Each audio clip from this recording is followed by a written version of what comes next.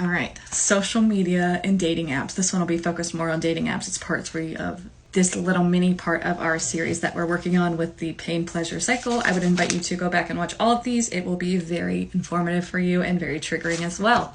Let's talk about dating apps. Our social skills have decreased. It's all about the hookup now. Dating apps are a buffet of people. They hook your attention in the stream. It's this false sense of connection. It's this false sense of identity, because how can you really know someone online if you're not with them? If you can't connect, if you can't allow the oxytocin, the serotonin, the dopamine to actually flow in your space, you can't.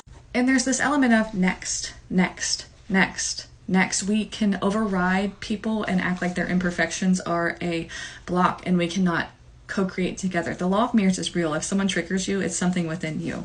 So we have this element of, I'll just go to the next one. I don't need this one. I'm bored with her. I'm going to go to the next person. Oh, I'm bored with this guy. Whatever it is.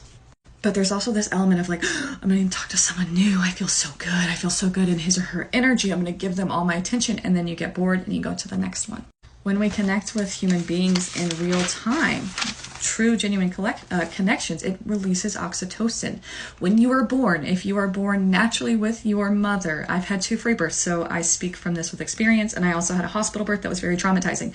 The oxytocin that you experience when you are born with your mother sets the foundation for the rest of your life. There's nothing more impactful than your mother catching you, birthing you safely in your home, and just making you feel safe and allowing the chemicals to free flow in their own time. That's what we're all chasing, I promise.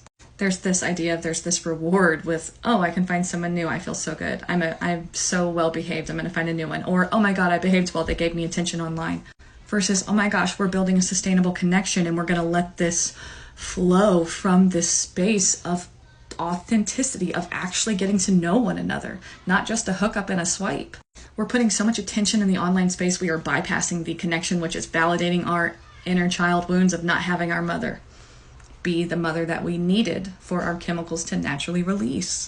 When you are exposed to so many profiles or personas, it gives the same dopamine response of like the slot machine, really.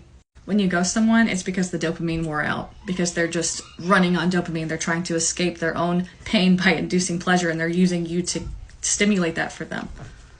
So let's just break down the 2 pathways. There's instant gratification. It's going to be driven by dopamine in nature, and then there's the sustaining long term, which will be driven by serotonin. Dopamine is to time, as serotonin is to space. Apply that to your relationships and your inner connection with yourself. Let me know if you have any comments, questions, or concerns. Like, follow, and share for more. Thanks for being here. I love you. Stay tuned for the next part in our series.